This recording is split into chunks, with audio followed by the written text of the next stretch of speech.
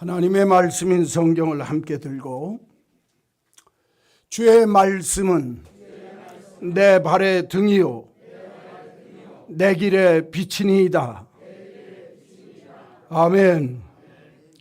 오늘 주시는 하나님의 말씀은 구약성경 느헤미야서 제6장 구약성경 734쪽에 있습니다. 느헤미야서 제6장 1절 말씀부터 9절 말씀까지입니다. 산발랏과 도비아와 아라비아 사람 게셈과 그 나머지 우리의 원수들이 내가 성벽을 건축하여 허물어진 틈을 남기지 아니하였다 함을 들었는데 그때는 내가 아직 성문에 문짝을 달지 못한 때였더라. 산발랏과 게셈이 내게 사람을 보내어 이르기를 오라 우리가 오노 평지 한 촌에서 서로 만나자 하니 실상은 나를 해하고자 함이었더라. 내가 곧 그들에게 사자를 보내어 이르기를 내가 이제 큰 역사를 하니 내려가지 못하겠노라. 어찌하여 역사를 중지하게 하고 너희에게로 내려가겠느냐 하매 그들이 4번이나 이같이 내게 사람을 보내되 나는 똑같이 대답하였더니 산발랏이 5번째는 그 종자의 손에 봉하지 않은 편지를 들려 내게 보냈는데 그 글에 이르기를 이방 중에도 소문이 있고 가스무도 말하기를 너와 유다 사람들이 모반하려 하여 성벽을 건축한다 하나니 내가 그 말과 같이 왕이 되려 하는도다. 또 내가 선지자를 세워 예루살렘에서 너를 들어 선전하기를 유다의 왕이 있다 하게 하였으니 지금 이 말이 왕에게 들릴지라. 그런즉 너는 이제 오라 함께 의논하자 하였기로 내가 사람을 보내어 그에게 이르기를 내가 말한 바 이런 일은 없는 일이요 내 마음에서 지어낸 것이라 하였나니 이는 그들이 다 우리를 두렵게 하고자 하여 말하기를 그들의 손이 피곤하여 역사를 중지하고 이루지 못하리라 함이라. 이제 내 손을 힘있게 하옵소서 하였노라. 아멘. 오늘 읽어드린 느헤미야서 제6장 1절에서 9절까지 있는 말씀 가지고 위기가 닥칠 때라는 제목으로 말씀을 드리려고 합니다. 아놀드 토인비라고 하는 역사학자는 인류가 역사적으로 문명이 최고로 발달할 때에는 평탄할 때가 아니라 위기가 닥쳤을 때에 인류 역사가 고도로 발전할 수 있었다 이야기를 합니다. 1차 세계대전, 2차 세계대전이 끝난 뒤에 인류 역사 속에 이루 말할 수 없는 큰 문명의 발전이 이루었던 모습을 기억하실 수 있을 겁니다. 카터라고 하는 미국의 대통령이 아모리 대학에서 연설을 하면서 바로 이 말을 인용해서 이렇게 이야기를 했습니다. 위기는 각성을 낳고 그 각성은 새롭고 창조적인 상황을 만들어낸다. 그렇게 이야기를 합니다. 삶의 자리에 있어서 위기라고 하는 것은 그냥 나를 망하게 만들고 파멸의 자리로 빠뜨리는 것이 아니라 이런 위기들은 때때로 나를 각성하게 만들어서 내가 이제까지 생각하지 못했던 참신하고 새롭고 창조적인 생각과 삶을 가져오도록 만들어주는 것이 위기다 하는 말입니다. 그렇기 때문에 그리스도인들에게 있어서도 우리 예수를 믿는 신앙인들에게 있어서도 위기는 굉장히 중요합니다. 그리스도인들 마음속에 예수가 있는 사람들에게 위기는 내가 하나님을 신뢰할 것인지를 결정하게 만드는 하나의 전환점입니다. 헨리 블랙컵이라고 하는 목사님이 이야기하기를 그리스도인들은 믿는 자에게도 그리스도인된 내게도 위기가 올 수 있는데 그 위기라고 하는 것이 그리스도인들에게는 내가 진짜 하나님을 신뢰할 것인지에 대한 결정을 하게 하는 굉장히 중요한 전환점이 된다고 하는 것입니다. 오늘 본문 내용은 바벨론의 포로로 잡혀갔다가 바벨론이 페르시아에 의해서 멸망당할 때 파산나라 그러니까 오늘날로 이야기하면 요새 현대용어로 얘기하면 페르시아가 127개 지역을 다스리는 굉장히 큰 강대한 제국이 됐습니다. 그럴 때 아닥사스다 왕이라고 하는 왕이 왕 노릇할 때 유대인들이 그 1차, 2차, 3차 포로로 잡혀가서 그 잡혀간 사람들 중에서 70년을 포로 생활할 때 높은 자리까지 올라갔던 사람 중에 하나가 오늘 본문 성경을 쓴 느헤미야라고 하는 사람입니다. 이 사람이 바벨론의 포로로 잡혀가서 바산 나라, 이 바벨론이 바사에 의해서 멸망당할 때 그 페르시아에서 왕 옆에 술 맡은 관원장이 됐다. 오늘날로 얘기하면 수석비서관입니다. 그러니까 장관급입니다. 식민지 국가에서 잡혀간 포로로 잡혀간 사람 중에 이렇게 높은 지위까지 올라갔는데 자기가 그곳에서 자기 사촌이랑 어떤 사람들한테 얘기를 들어보니까 예루살렘 성이 다 무너지고 성전이 다 무너져서 이제는 예루살렘에 사람이 거할 수 없다 하는 얘기를 듣고서는 내가 예루살렘 성벽을 재건하러 가야 되겠다. 그렇게 하고 그 좋은 자리를 내팽개치고 왕에게 부탁을 합니다. 임금님, 내가 유대 나라에 가서 예루살렘을 다시 재건하고 돌아올 수 있도록 나에게 기회를 주십시오. 그래서 이 왕이 바셋 나라의 왕이 느헤미야라고 하는 사람을 유대의 총독으로 보냅니다. 그러니까 자기들이 다스리는 127개 그 식민지 국가 중에 한 나라의 총독으로 보낸다 그 말이에요. 그래서 총독으로 보내가지고 에스라와 느헤미야와 더불어서 무너진 성전을 재건하고 성전을 재건한 다음에 그 성전을 보호할 수 있는 예루살렘 성벽을 싹 재건하기 위해서 최선을 다하는 사람이 느헤미야입니다. 그런데 오늘 본문에 보니까 느헤미야가 와서 몇 년 동안 성벽을 잘 재건하는 중에 아직 성벽 문짝을 달지 못했을 그때에 성경 보십시오. 1절에 보니까 산발랏과 도비아와 아라비아 사람 게셈과 그 나머지 우리의 원수들이 내가 느헤미야가 성벽을 건축하여 허물어진 틈을 남기지 아니하였다 함을 들었는데 그때는 내가 아직 성문에 문짝을 달지 못한 때였더라. 그렇게 써 있습니다. 그렇죠?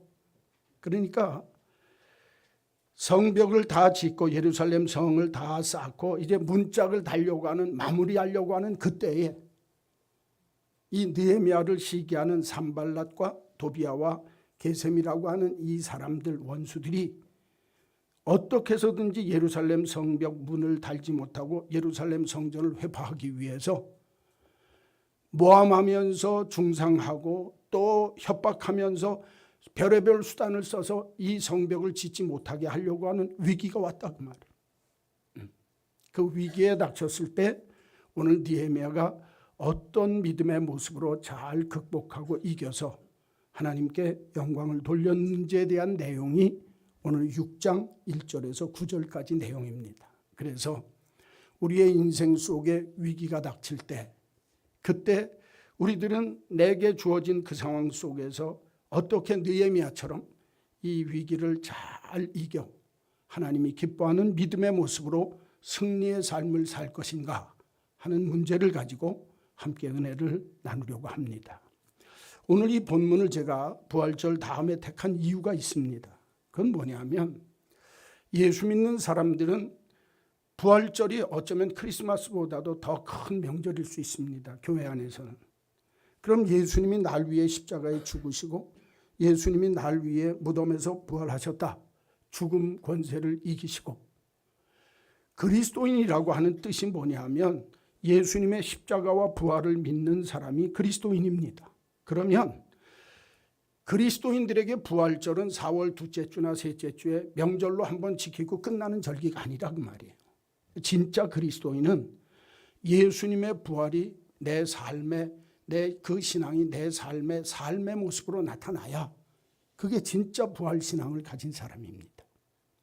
그러니까 이 땅 위에 삶을 살면서 내가 아무리 힘들고 어렵고 죽을 자리에 있었더라 할지라도 진짜 부활 신앙을 가진 사람은 예수님이 부활하신 그 능력을 나도 믿고 그 부활의 능력을 의지해서 나도 그런 어려움과 위기를 극복하고 이길 줄 아는 믿음의 모습이 매일매일 내 삶의 자리에서 일어나야 된다 그 말이에요. 그런데 오늘날 현대 그리스도인들에게 있어서 부활신앙은 부활절날 한 번만 예수님 부활하셨네, 부활 찬송 부르고 부활 감사헌금 드리는 걸로 끝나버리는 그런 부활신앙의 모습이라 그 말입니다.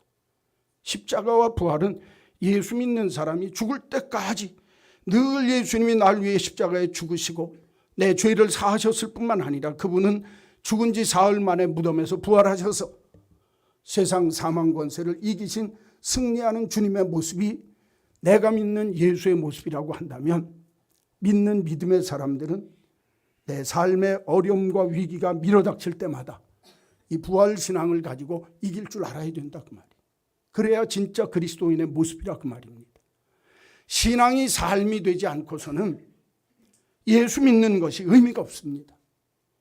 예수님이 죽으셨다 부활하셨다 무슨 의미가 있습니까?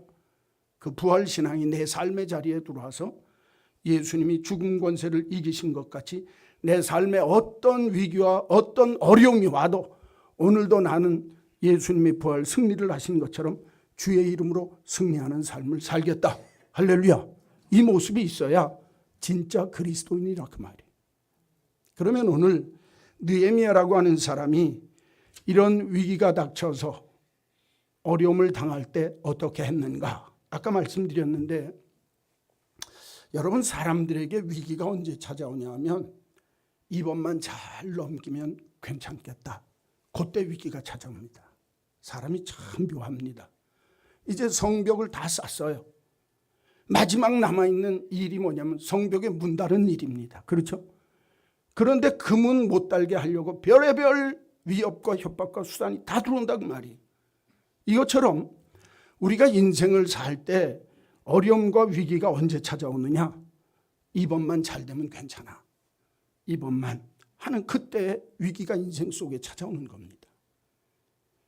그럴 때 우리들이 어떻게 해야 될 거냐? 혹시 이 자리에 나오신 분들 중에 내가 그때 한 번만 넘겼으면 내 인생이 달라지는데 그때 놓쳤을 분이 있을 수 있습니다. 내 인생 속에 그때 그 자리에서 그걸 잘 해결했더라면 내 삶이 바뀌었을 텐데 하는 그런 문제를 겪어본 분도 이 자리에 와 계실 겁니다. 이럴 때 예수를 믿는 사람들이 어떻게 해야 하는가? 하나님을 믿는 신앙인들이 이런 삶의 자리에서 우리들이 어떻게 해야 하는가 하는 것, 그 문제를 한번 생각하면서 은혜를 받자 그 말입니다. 성경 보십시오. 아까 1절은 제가 설명했는데 산발락과 도비아와 게셈이라고 하는 사람, 우리들의 원수들이 성벽을 건축해서 이제 다 짓고 내가 아직 성문에 문짝을 달지 못한 그때에 산발락과 게셈이라고 하는 사람이 내게 사람을 보내서 하는 말이 우리가 오너 평지 한 촌에서 서로 만나자고 권면하고 나에게 통지를 하는데 그 이유가 뭐냐? 속셈은 나를 해하고자 함이었더라. 왜? 예루살렘 성벽을 재건하지 못하도록 하기 위한 속셈이 있었다는 겁니다. 그때 내가 곧 그들에게 사자를 보내어 말하기를 내가 이제 큰 역사를 하니 내려가지 못하겠노라. 어찌 내가 하는 역사를 중지하고 너희에게로 내려가겠느냐? 대답했더니 한 번만 아니라 4번이나 똑같이 그 이야기를 하면서 내게 회유를 하더라는 거예요. 너 와서 우리하고 오노 촌락에서 만나서 협상을 하고 얘기를 좀 하자. 꼬드기는 거예요. 사실은 느헤미야가 그 일을 못하도록 산발랏과 도비아와 게셈이 암수를 두고 이 느헤미야를 죽이기 위해서 불러냈다 그 말이에요. 그런데 4번이나 거절했다는 겁니다. 거기 보니까 4번이나 이같이 사람을 보내되 나는 똑같이 대답하였더라. 똑같이 내가 지금 하나님의 역사를 하고 있고 너희들이 오라고 해서 내가 이 역사를 중지할 수 없어서 나는 너희들이 부르는 자리에 못 가겠다. 그렇게 대답을 했다는 겁니다. 오늘 이 본문을 통해서 첫째로 위기가 닥칠 때 그리스도인들은 지혜가 있어야 합니다. 뭐가 있어야 한다고요? 지혜가 있어야 한다는 겁니다. 느헤미야가 바벨론의 포로로 잡혀갔다가 유다 총독으로 돌아와서 예루살렘 성전을 재건하는 일을 하나님이 자기에게 주신 사명으로 알고 그 일을 하는데 산발랏이라고 하는 사람이 있습니다. 오늘 본문에 이 사람은 사마리아 지역의 총독입니다. 다른 말로 이야기하면 하나님을 믿고 예수님을 믿는 사람들이 유다 지역에 있었다, 이스라엘 지역에 있었다고 한다면 사마리아 사람들은 북쪽 이스라엘 사람들로 금송아지 섬기던 사람들입니다. 그러니까 하나님 대적하던 사람들입니다. 그 자리에 산발랏이라고 하는 사마리아 사람이 총독으로 왔습니다. 그러니까 느헤미야가 하나님의 성전을 재건하고 하나님의 성벽을 재건한, 예루살렘 성을 재건하는 일을 죽기보다 싫다 이거예요. 그러니까 수단과 방법을 가리지 않고 위협합니다. 회유합니다. 그러면서 오늘 본문에 내가 어떻게 해서든지 느헤미야를 죽여서 이 일을 하지 못하게 만들어야 되겠다. 4번씩이나 권면하면서 회유하면서 온오촌으로 와서 우리가 같이 의논하고 상의해보자. 실상은 그 속에 느헤미야를 죽이기 위한 꾀가 그 속에 있었다라고 성경은 말씀하고 있습니다. 내가 하나님이 원하시는 큰 역사를 하고 있는데 나는 못 갑니다 라고 이유를 대고 그 자리에 나아가지 않는 느헤미야의 모습이 있습니다. 그 자리에 가면 죽는 자리입니다. 자기에게 올 수 있는 최고의 위기가 올 수 있는 그런 자리입니다. 그리스도인들은 위기가 올 때 덤벙대지 말아야 합니다. 한 번 더 생각할 줄 알아야 합니다. 왜 그런 줄 압니까? 어떤 일이 벌어질 때에 내가 성벽을 다 쌓고 성문을 달아야 하는 귀한 일이 있을 때 나에게 오라고 할 때는 그 속에 반드시 다른 무슨 계획이 있다라고 하는 생각을 해볼 줄 알아야 한다는 겁니다. 만나자고 한다고 덤벙대고 만나서는 안 됩니다. 만나고자 하는 그 만남이 내게 유익이 될지 해로운 일이 될지 의미가 있는 일인지 무의미한 일인지를 판단할 줄 알아야 합니다. 산발랏이 그 이전에도 에스라를 통해서 예루살렘 성전을 재건할 때 산발랏이 못 짓게 만들었던 이미 과거의 경험이 있습니다. 그런 그가 느헤미야가 성문짝을 달려고 할 때 또 보자고 할 때는 또 다른 속셈이 있다고 하는 사실을 알기 때문에 그렇습니다. 지혜란 하나님께서 인생을 보시는 그대로 우리도 분별력을 가지고 인생을 볼 수 있는 능력이 지혜입니다. 다른 말로 이야기하면 이 산발랏이라고 하는 사마리아 총독이 아무리 꼬드기고 아무리 유혹을 하고 아무리 회유를 해도 하나님께서 내게 맡기신 일이 무엇인지를 바로 알기 까닭에 나는 하나님의 큰 역사를 위해서 이 자리에 왔지 사람들 만나러 다니기 위해서 이 자리에 온 것이 아니다 라고 하나님이 내게 주신 그 판단을 가지고 사람을 만나는 일에도 분별력을 가지고 하나님이 기뻐하시는 일이 무엇인지를 먼저 생각하고 그 후에 판단해서 일을 결정짓는 모습이 오늘 느헤미야의 모습 속에 있습니다. 상황을 헤아릴 줄 알아야 합니다. 삶의 환경을 판단할 줄 알아야 합니다. 내가 하나님이 내게 원하시는 뜻이 무엇인지를 분별하고 그 분별력을 가지고 바르게 처신할 줄 알아야 실수하지 않을 수 있다라고 성경은 가르쳐주고 있습니다. 참 지혜는 내가 가장 알아야 할 가치가 있는 것을 아는 것과 가장 할 가치가 있는 것을 알고 행하는 것입니다. 참 지혜는 내가 알 것을 바로 알고 그리고 안 다음에 행할 것을 바르게 행하는 것이 참 지혜입니다. 지혜로운 사람은 모든 문제를 깊이 생각하는데 그 방법이 다른 사람들과는 달라야 합니다. 특히 문제가 어렵고 힘들 때 이 문제가 진짜 내 삶의 위기가 될 수 있다라고 하는 상황 속에서 어떤 일을 판단할 때에는 다른 사람과 달리 한층 더 깊게 생각해 볼 줄 아는 그런 지혜로운 모습이 그리스도인에게 필요하다 그 말입니다. 오늘 느헤미야를 보십시오. 느헤미야를 보면 산발랏과 도비아와 게셈이라고 하는 이 사마리아 총독과 그 부하들이 신하들이 계속 느헤미야를 꼬드기고 회유합니다. 오늘 성경에 보면 4번씩이나 반복해서 유혹하는 거예요. 너 온오촌에 와서 우리와 상의하자. 왜? 어떻게 해서든지 느헤미야로 하여금 예루살렘 성벽을 완성시키지 못하도록 하나님이 기뻐하는 일을 하지 못하도록 막기 위해서 느헤미야를 죽이기 위해서 불러내는 자리다 그 말이에요. 그런데 느헤미야가 그 내용을 간파하고 4번씩이나 이야기함에도 가지 않았다는 겁니다. 여기 지혜가 필요합니다. 여러분, 그리스도인은요, 내가 지혜가 필요할 때 야고보 사도가 말씀하신 것처럼 후히 주시고 꾸짖지 아니하시는 하나님께 구하라. 그리하면 지혜를 얻으리라. 하나님의 지혜는 내가 기도할 때 하나님께 지혜를 얻을 수 있다는 거예요. 그러니까 믿는 사람들이 지혜를 가지고 살 수 있는 방법은 기도밖에 없습니다. 하나님, 내가 지금 이렇게 어려운 형편인데 하나님, 내가 이때 이 일을 해야 합니까? 안 해야 합니까?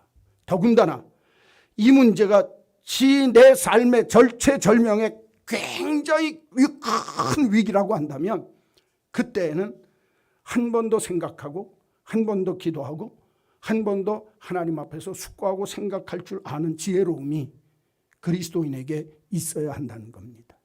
저는 우리 한마음 믿음의 식구들에게 부탁합니다. 예수 믿는 사람이 덤벙대는 것 실수하기 쉽습니다. 예수 믿는 사람이 생각 없이 삶을 결정하는 것, 그건 믿는 사람 다음의 모습이 아닙니다.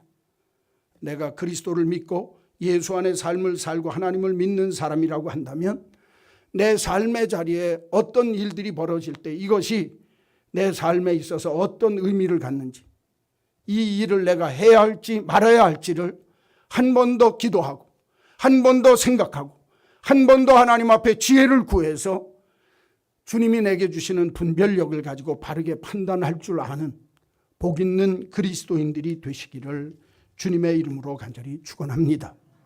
느헤미야처럼. 자, 아침에 어쩌게 되게 힘드셨던 분이 한 분 계셔서 눈을 감고 있어서 제가 얘기를 한마디 할게요. 개구리 얘기입니다. 작은 개구리 2마리가 살고 있었습니다. 한여름 내내 비가 오지 않으니까 가뭄이 계속되니까 개울물이 말라버리고 말았습니다. 그래서 이 개구리 2마리가 물을 찾다가 한 우물을 발견했습니다. 그러니까 우물 속에 보니까 물이 있어요. 그러니까 한 마리 개구리가 야, 저기 물이 있다. 저기 뛰어들어가면 살겠다. 그리고 뛰어들어가려고 하니까 옆에 있는 개구리가 뒷다리를 잡았어요. 너 뛰어들어가면 안 된다. 그러니까 왜 그러냐 그랬더니 이놈아, 지금 당장 살겠다고 저 안에 뛰어들어가면 물이 마르거나 혹은 물이 마르지 않다 할지라도 네가 어떻게 거기서 나올 수가 있겠냐.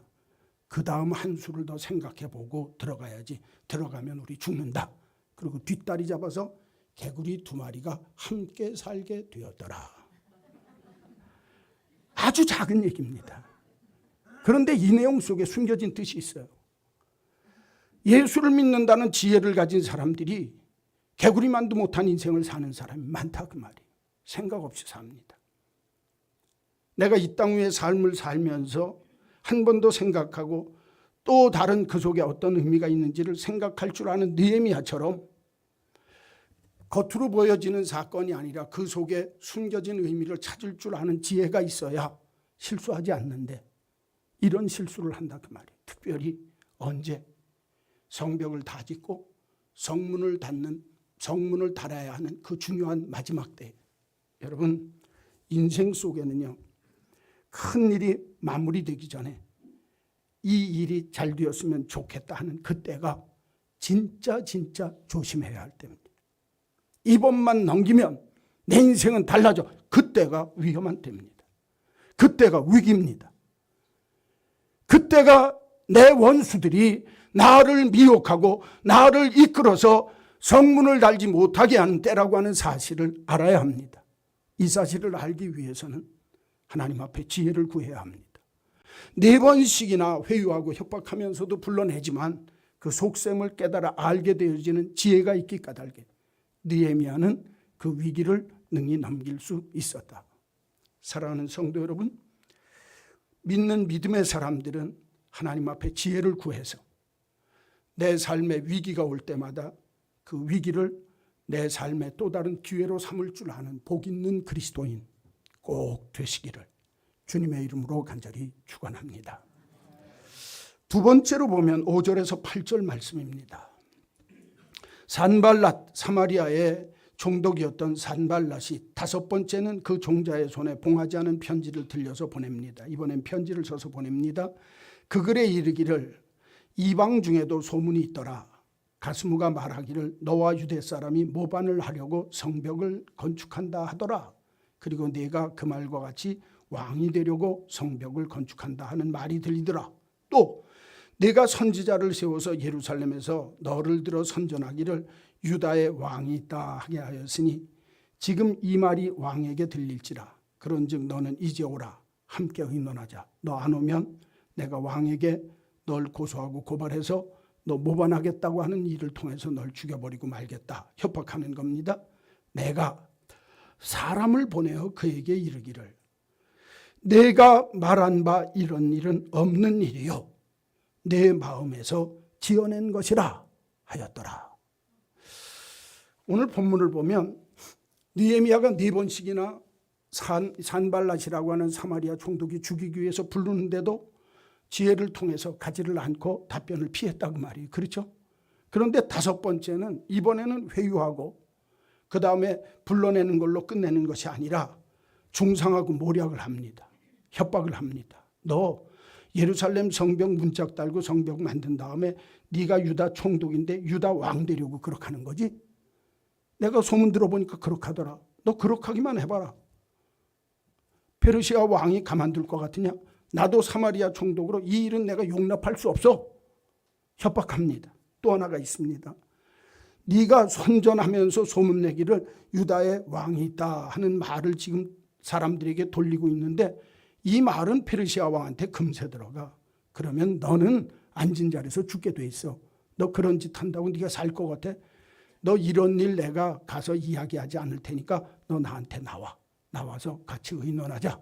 그리고 이번에는 공갈, 협박, 중상, 모략이 그 속에 들어 있습니다.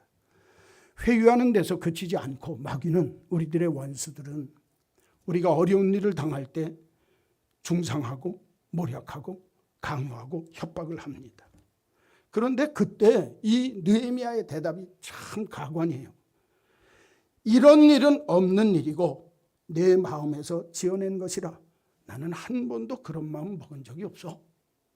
네가 아무렇게나 생각해도 좋아. 네가 네 팔은 들고 나는 내 팔은 들고 사는데 네가 그런 생각하는 건 네 자유지만 나는 그런 생각을 해본 적이 없어. 여러분, 공갈과 협박과 그리고 중상모략이 있는데도 아주 의연하게 대처하는 느헤미야의 모습이 있습니다. 여러분, 느헤미야가 이렇게 의연하게 대처할 수 있는 데는 이유가 있습니다. 왜?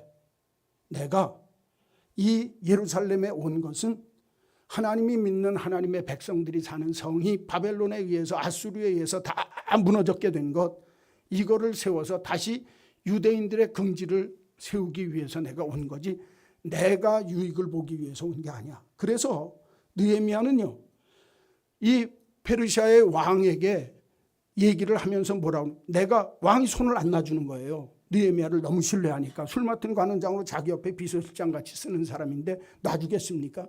그러니까 안 놔주면서 하는 말이 너 거기 가면 안 된다. 왜 가려고 하냐? 그러니까 임금님 내가 이 일은 가서 하고서 반드시 몇 해 만에 돌아오겠습니다. 약조를 하고 온 거예요. 그러니까 이 느헤미야의 입장에서는요, 산발랏이 하는 얘기가 가소로운 거예요. 가당치도 않은 얘기라고 말이에요. 내가 왕 노릇 해보려고 한 적도 없고 나는 하나님이 기뻐하는 하나님이 내게 원하시는 그 일을 하려고 내가 이 자리에 왔기 때문에 나는 네가 나를 공갈 그리고 협박, 위협, 모략, 중상한다 할지라도 나는 거기 그런 일 내가 개의치 않겠다는 거예요. 이런 일 나는 생각해 본 적도 없고 그렇게 하지도 않았기 때문에 나는 당당하다는 거예요. 여러분, 하나님께 대한 믿음이 없으면 이렇게 당당할 수가 없습니다. 그렇죠? 내가 내 자신에게 꺼리낌이 없으면, 내 자신에게 꺼리낄 것이 없을 때 사람 앞에 이렇게 당당할 수 있는 거예요. 나는 하나님이 내게 원하시는 일을 하라 이 자리에 온 거지, 내가 욕심내서 유대나라 왕이 되고 내가 유대나라 사람들한테 선전해갖고 선동해갖고 내가 왕이 되려고 미련한 짓 할 사람이 난 아니라는 거예요.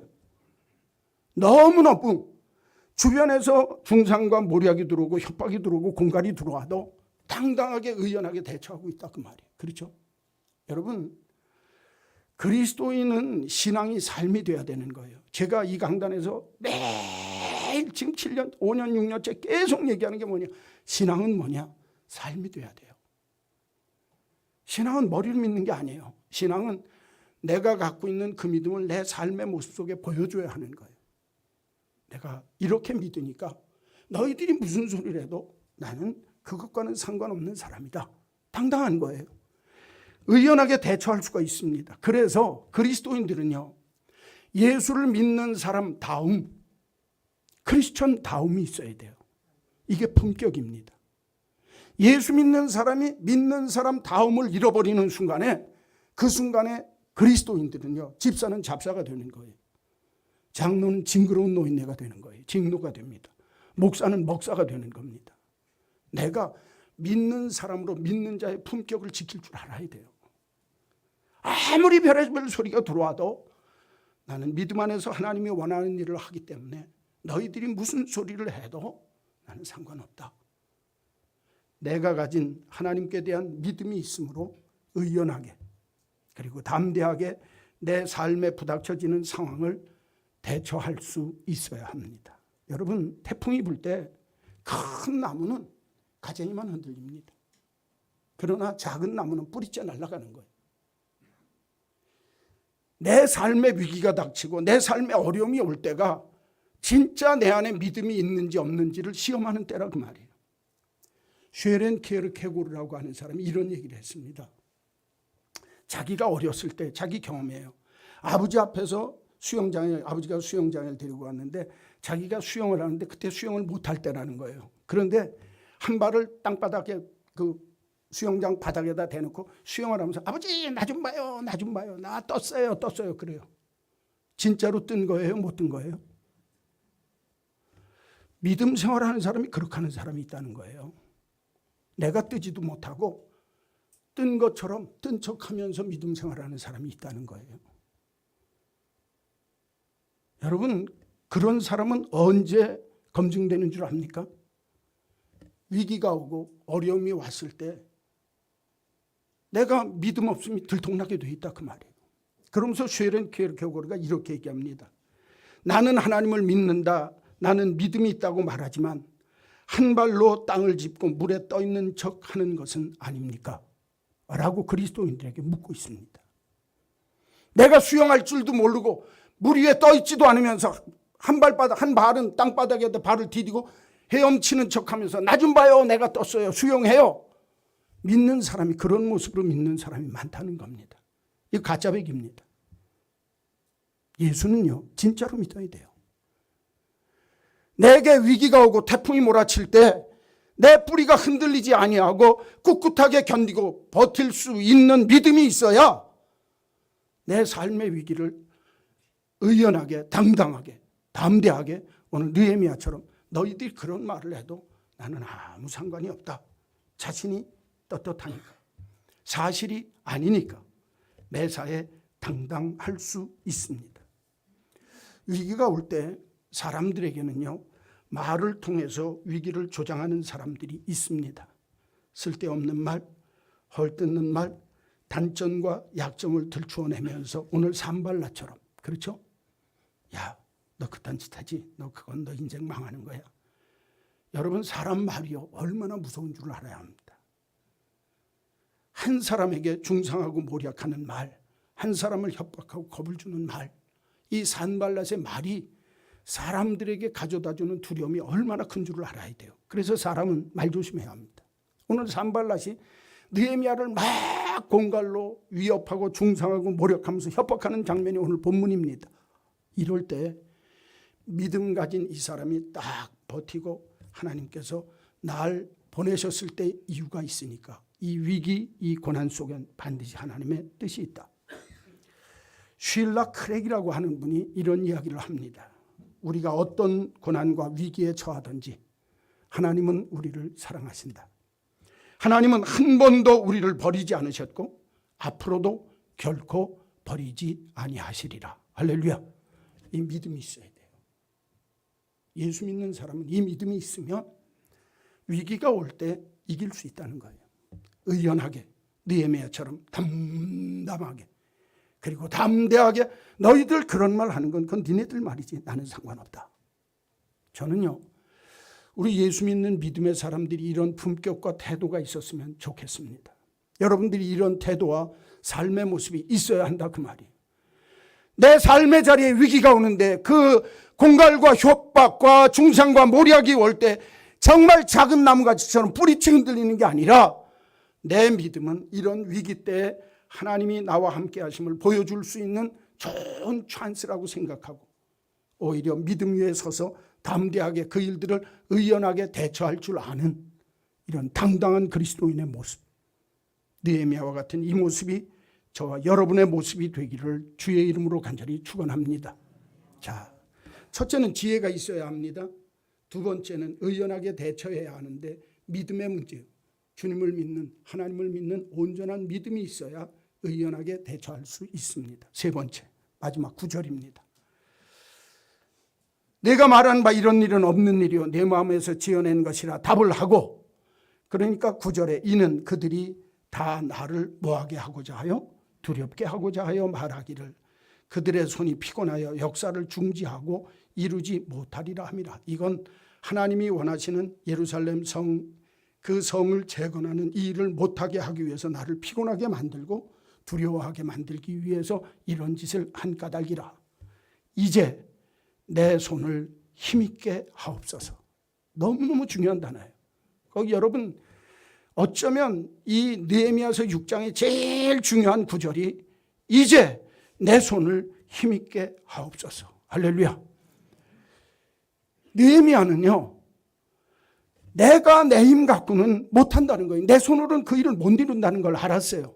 그러니까 하나님 내 손을 힘있도록 하나님이 내 손 위에 하나님의 능력을 덧입혀 주십시오. 이렇게 기도했다는 거예요. 여러분 위기가 닥칠 때 많은 사람들이 내 힘, 내 손, 내 능력 갖고 문제를 해결하려고 합니다. 그럴 때 실수하고 실패하기가 쉽습니다.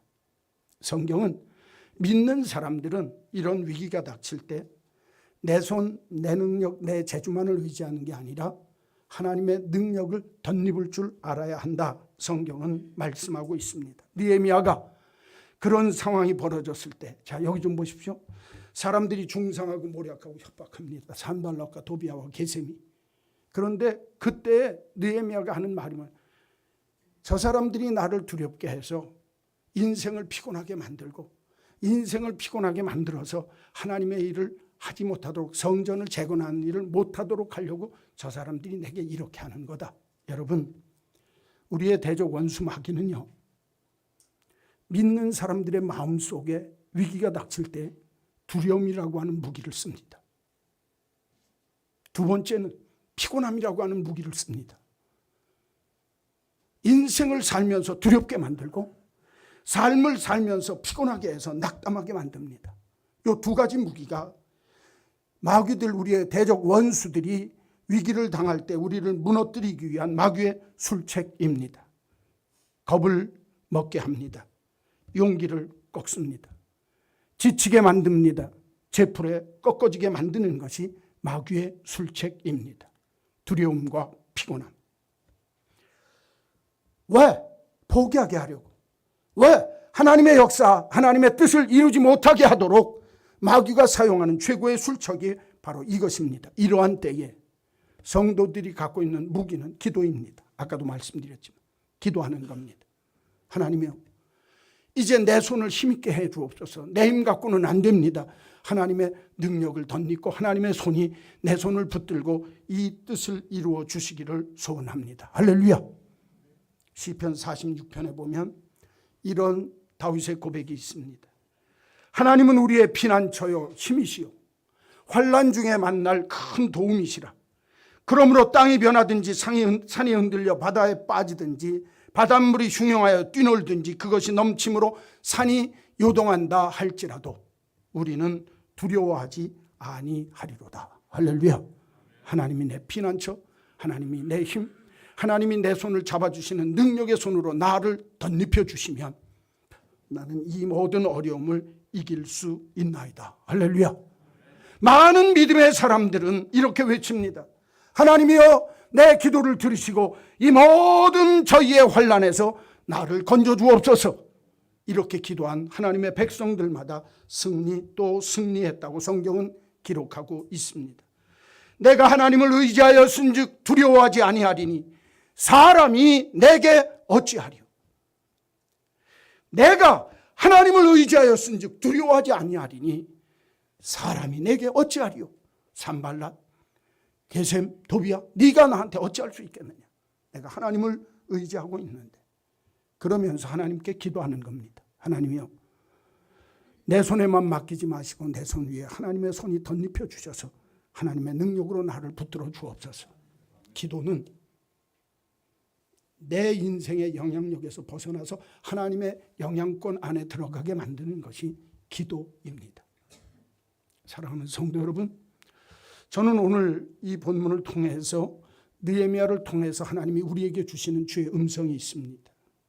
여러분, 부활신앙을 가졌다고 하면서도 날마다 십자가에 달린 예수, 죽는 예수, 고난당하는 예수만 생각하는 그리스도인이 되지 맙시다. 부활의 능력이, 예수 그리스도의 죽은 가운데서 살아나신 그 부활의 능력이, 그 하나님의 능력이 내 삶에 오늘도 역사하고 계신다. 할렐루야. 이 믿음이 있어야 합니다. 그런 사람은 어려움이 닥칠 때 지혜를 구하고 지혜가 있어야 함을 알아서 하나님의 지혜로 난관을 해결할 줄 압니다. 아무리 힘들고 어려운 삶의 형편과 처지가 내 삶의 상황이 이루어진다 할지라도 하나님께서 나와 함께 하시는 줄은 믿기 까닭에, 부활의 능력, 예수 그리스도의 부활이 나의 부활인 줄로 믿기 까닭에 삶의 태도와 자세가 달라집니다.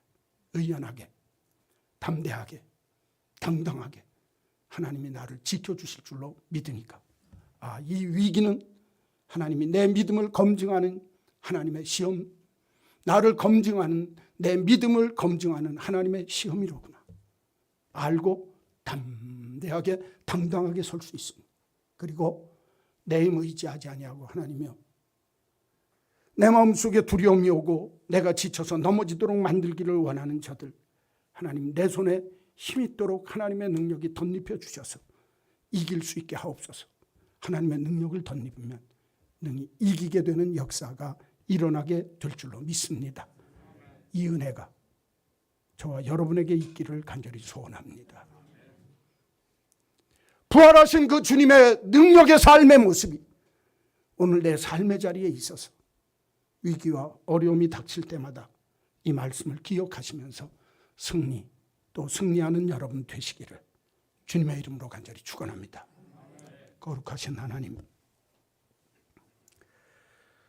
우리가 부활신앙을 가졌다고 하면서도 삶에 어려움이 오고 위기가 닥칠 때마다 넘어지고 쓰러지고 두려움과 피곤함에 정말 낮아빠지는 어리석은 인생인 것을 고백합니다.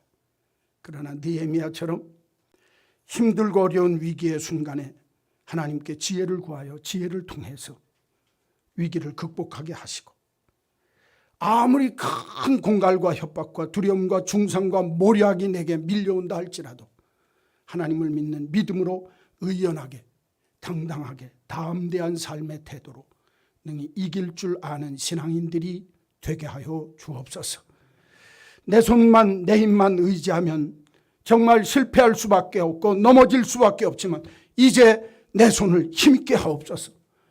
내 재주 내 손이 아니라 하나님의 손, 하나님의 능력이 내게 덧입혀 주기만 하면 이 모든 정말 역경과 위기를 이기고도 남아 하나님이 내게 주시는 기회로 삼게 될 줄로 믿습니다. 이 느헤미야의 믿음의 모습이 오늘 우리의 삶의 믿음의 모습이요 삶의 자세가 되도록 축복하여 주옵소서.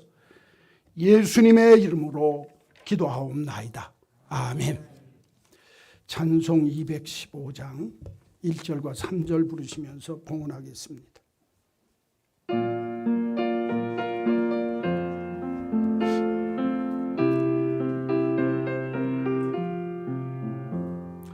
내 죄 속해 주신 주께 힘과 정성 다하니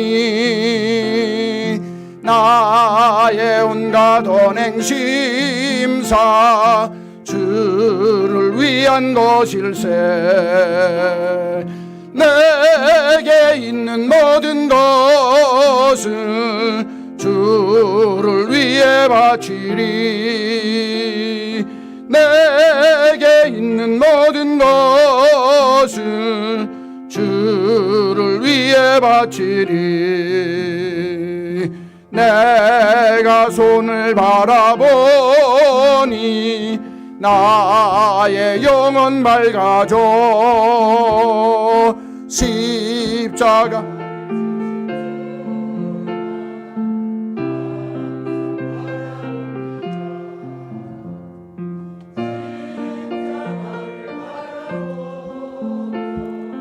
주만 따라가리라. 십자가를 바라보며 주만 따라가리라.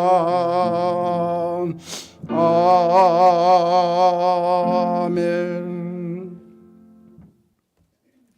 십자가에 달린 주님을 바라보며 어떤 고난과 역경도 이기게 하시고 십자가 후에 부활하신 주님의 부활의 능력을 확신하며 내 삶의 어떤 위기와 곤궁한 상황이 밀어닥친다 할지라도 그 위기 속에 지혜를 얻게 하시고 그 위기 속에 의연함과 당당한 태도를 잃지 않게 하시고 그 위기 속에 내 손이 아니라 내 손을 덮어 붙들어 주시는 하나님의 능력의 손을 덧입는 기도의 사람 되게 하셔서 하나님이 우리에게 부닥치는 모든 것들을 능히 이기고도 남는 부활하신 능력의 예수의 그 능력이 우리의 삶의 자리에 임하게 하여 주옵소서.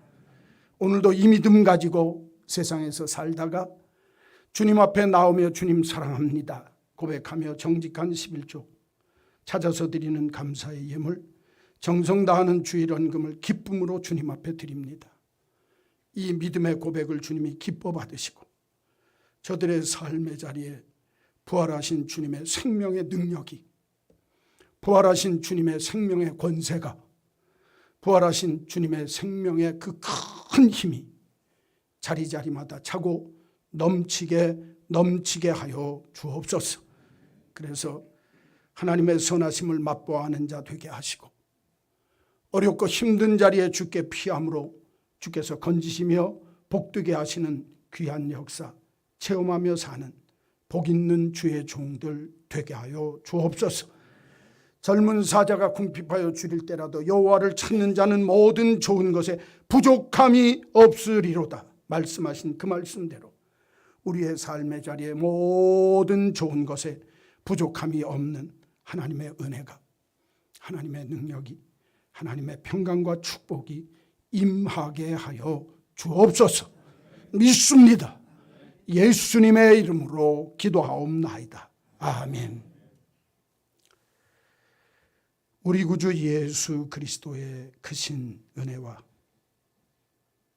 하나님 아버지의 만극하신 그 크신 사랑하심과 성령님의 감화, 감동, 역사, 교통하심이 우리 안에 위기가 닥칠 때마다, 어려움이 있을 때마다 부활의 능력, 내 능력, 부활 권세, 내 권세, 부활의 힘, 나의 힘됨을 믿고 주님과 더불어 능히 느헤미야처럼 승리의 신앙인 되기를 소원하는 한마음 온 믿음의 성도들 머리머리 위에와 저들 가정과 생업, 삶의 모든 경례와 자녀들 위에 이제로 영원히 있을지어다. 아멘.